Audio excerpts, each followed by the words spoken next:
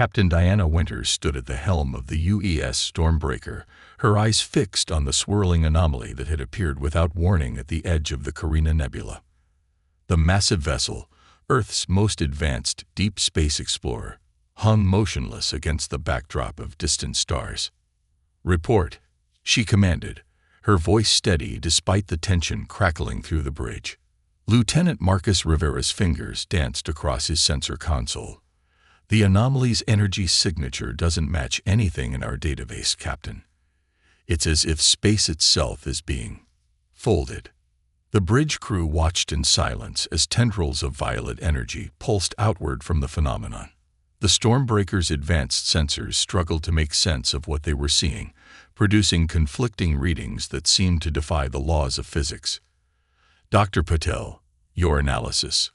Winters turned to her chief scientist, a brilliant woman whose theories on quantum mechanics had revolutionized space travel. "Fascinating," Dr. Patel murmured, her dark eyes reflecting the strange light from the main viewport. "The energy patterns suggest some form of artificial construct, but the technology required to manipulate space-time at this scale, it should be impossible." Before anyone could respond, the ship's AI, NOVA, spoke through the bridge speakers. "Captain, I'm detecting a signal emanating from the anomaly. It appears to be a distress call." "Play it," Winters ordered, her hand unconsciously moving to the silver pendant at her neck, a habit from her academy days. The sound that filled the bridge was unlike anything they had ever heard. It wasn't the standard radio waves or encoded transmissions they were used to, but rather a complex pattern of quantum fluctuations that somehow carried meaning. "NOVA, can you decode it?" "Working on it, Captain. The signal appears to be using quantum entanglement as a carrier wave." "Fascinating. Whoever created this is far beyond our current technological capabilities." The anomaly suddenly pulsed, and the Stormbreaker's sensors blared in warning. Multiple objects emerging. Rivera shouted. Energy signatures massive. Through the violet tear in space emerged 3 ships of impossible design. Their hulls seemed to shift and flow like liquid metal, yet they maintained perfect geometric patterns that hurt the eyes to look at directly. "Defensive positions," Winters commanded, "but hold fire unless fired upon. First contact protocols are still in effect." The alien vessels arranged themselves in a triangle formation, their strange hulls reflecting the light of nearby stars in ways that defied conventional optics. For several tense moments, nothing happened. Then Nova's voice came again, this uncertainty in her artificial tones. "Captain, they're scanning us. But they're not just scanning our ship. They're scanning all possible quantum states of our ship simultaneously." Dr. Patel gasped. "They're using quantum observation as a weapon. They're not just seeing us. They're seeing every possible version of us across multiple realities." Before Winters could process this information, the lead alien ship transmitted something.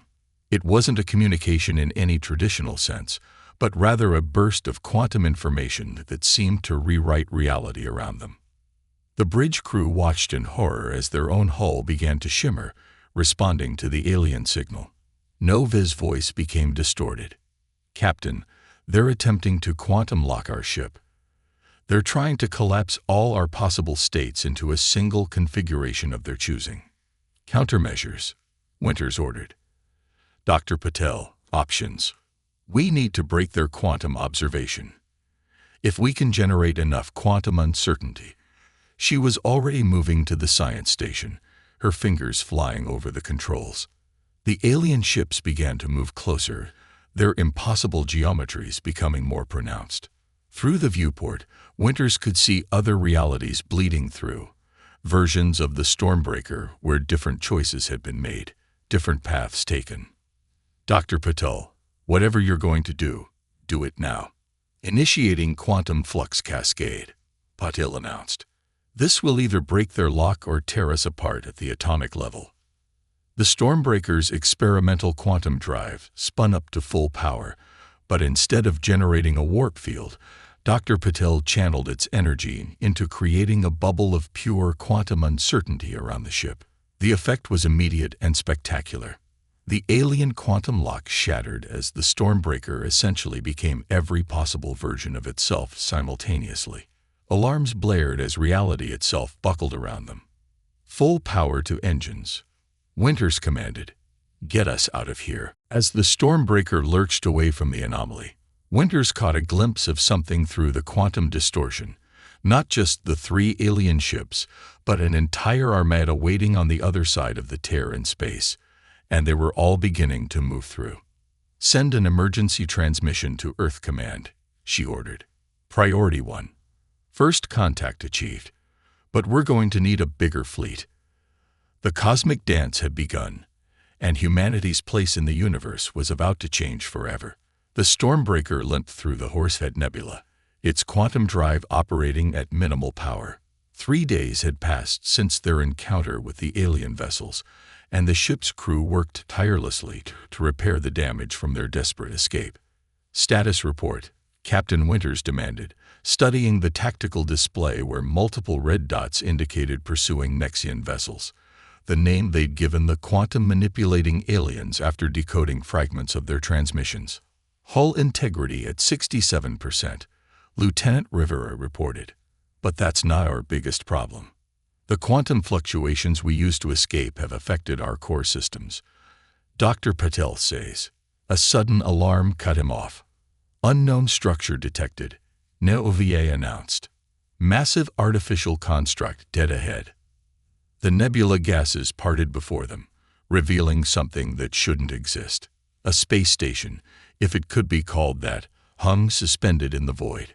Its architecture defied conventional geometry, with sections that seemed to exist in multiple places simultaneously.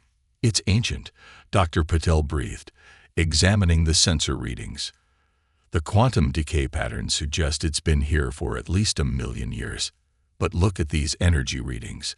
It's still active." More importantly, Winters noted, "It's our best chance for shelter. The nebula's radiation should mask our approach. Take us in, but carefully." As the Stormbreaker drew closer, the station seemed to respond to their presence. Sections of its impossible structure shifted and realigned, creating what appeared to be a docking port perfectly sized for their ship. "It's like it's inviting us in," Rivera muttered. "Or it's a trap," Winters countered. "But we're out of options. Lieutenant Park, begin docking procedures." "Dr. Patel, I want you ready to analyze everything. If this station is as old as you say, it might give us an advantage we desperately need."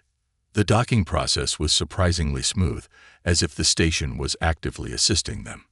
When the airlock seals engaged, they were greeted by an atmosphere matching Earth's composition exactly. "That's impossible," Dr. Patel said, checking her readings again. "The station couldn't have known our atmospheric requirements. Unless it's adapted to us," Winters finished. "Assemble the exploration team. Full environmental suits despite the atmospheric readings. I'm not taking any chances." The team that entered the station consisted of Winters, Patel, Rivera, and 2 security officers. The interior was a maze of corridors that seemed to reconfigure themselves as they walked, leading them deeper into the structure. "The architecture," Dr. Patel observed, "it's using the same quantum principles as the Nexian ships, but far more advanced.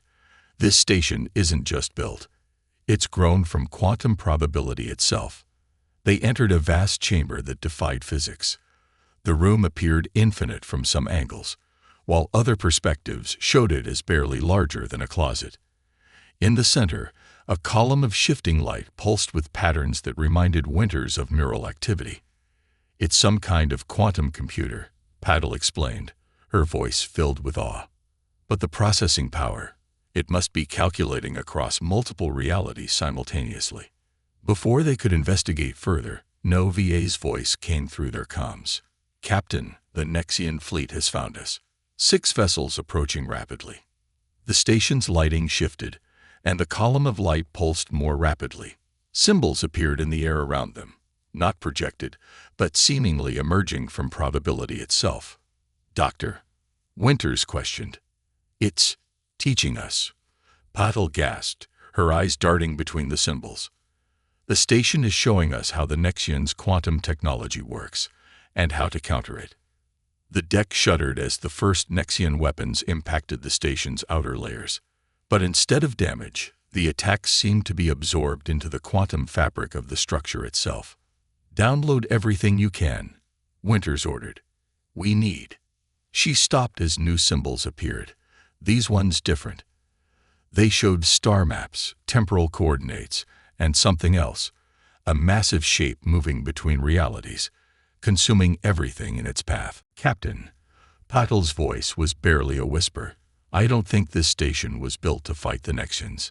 It's a warning system, left behind by someone far more advanced, and it's showing us something that terrifies even them. The station shuddered again, but this time, the quantum computer responded. The infinite room began to collapse in on itself, reality condensing around them. Back to the ship. Now, Winters commanded. As they ran through the shifting corridors, Dr. Patel clutched her data tablet containing the downloaded symbols. The station wasn't just giving them weapons to fight the Nexians. It was showing them why they might need to fight alongside them instead. The real war, it seemed, hadn't even begun.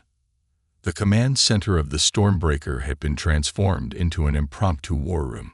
Holographic displays showed the approaching Nexian fleet, while Dr. Patel's team worked frantically to decode more of the station's quantum data.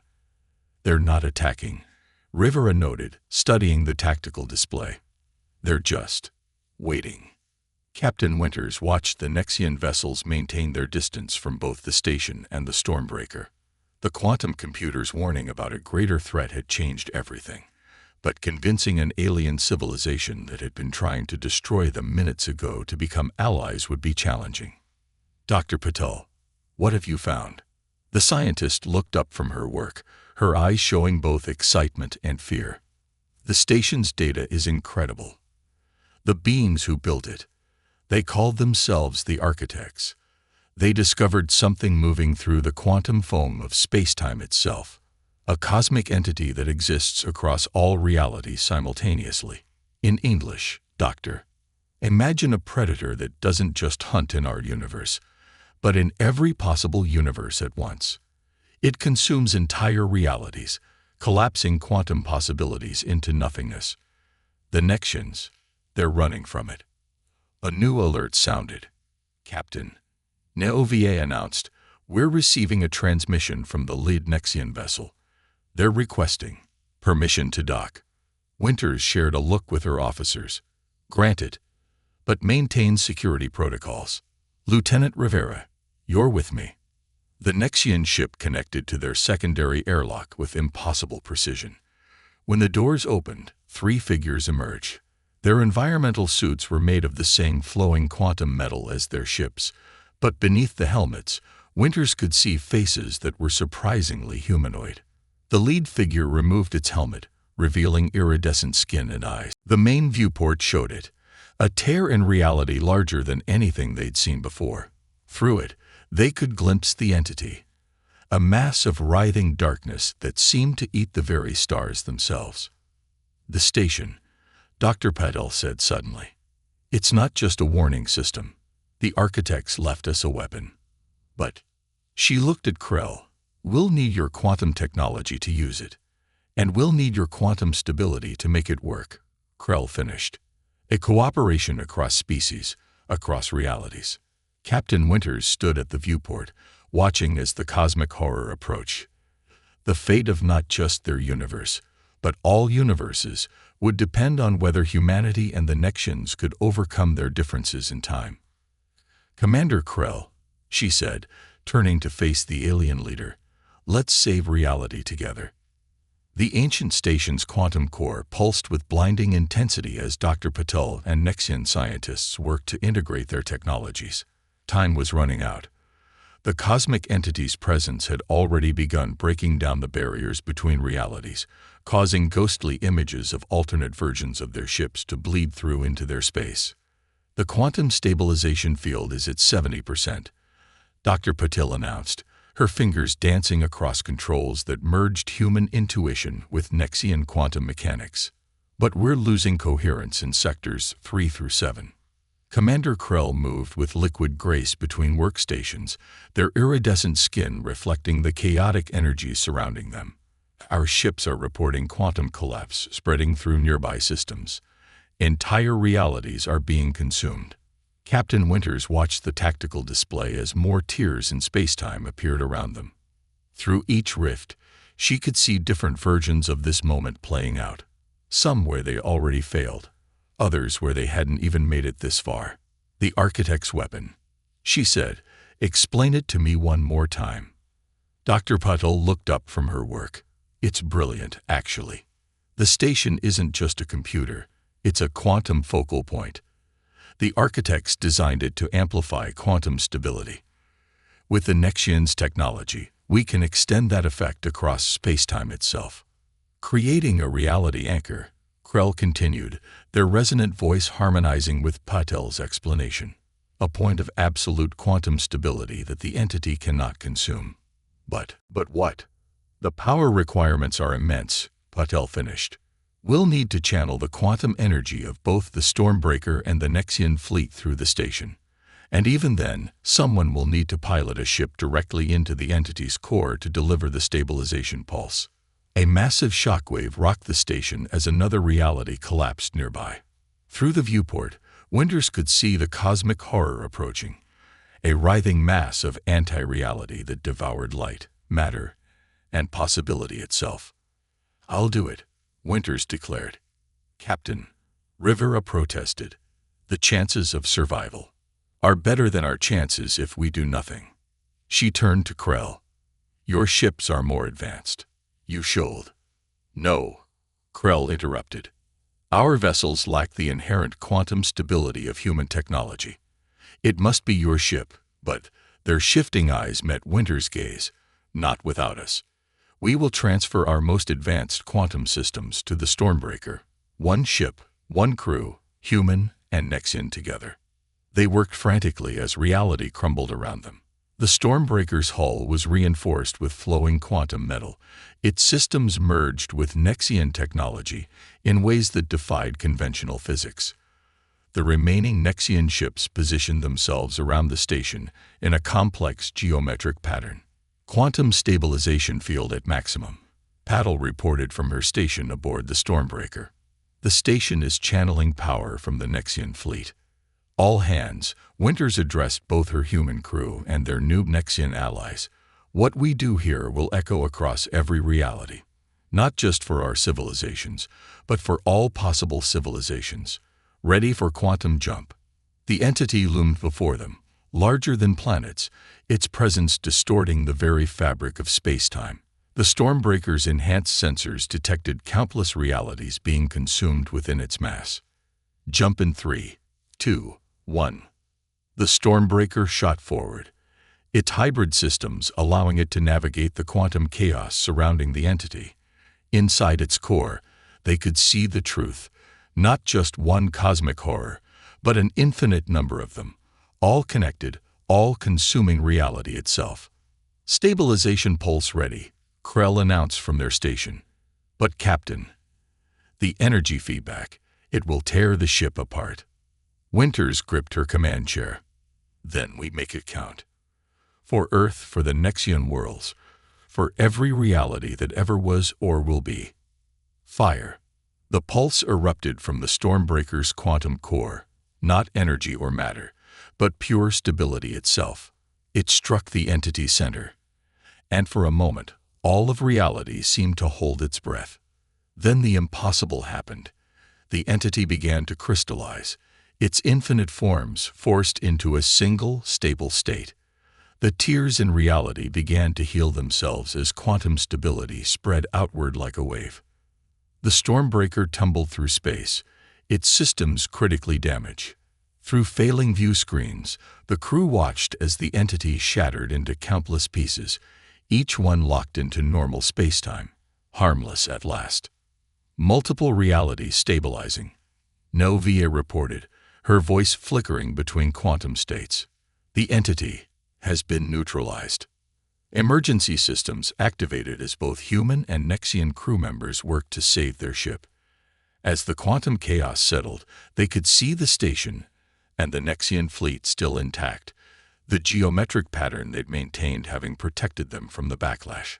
"Captain," Rivera called out, "I'm detecting something strange. The quantum stabilization effect, it didn't just stop the entity. It's connecting realities, not collapsing them, but creating bridges." Winters shared a look with Krell. "Not an ending, then," she said. "No," Krell agreed, their resonant voice filled with wonder. "A beginning. Our civilizations were meant to find each other, Captain. And now we can explore all of reality together." As repair crews began their work, Winters looked out at the starfield, knowing that somewhere out there, in countless other realities, other versions of humanity and the Nexians were looking at the same stars, ready to begin a journey that would unite not just two species, but all of existence itself. The quantum bridges between realities would open new frontiers, new challenges, and new possibilities. But they would face them together, their differences becoming their greatest strength, their unity becoming their greatest shield against the darkness between the stars. The story of humanity had evolved. No longer were they alone in their reality or any other. The cosmic dance would continue, but now with new partners, new harmonies, and new hopes for all possible futures.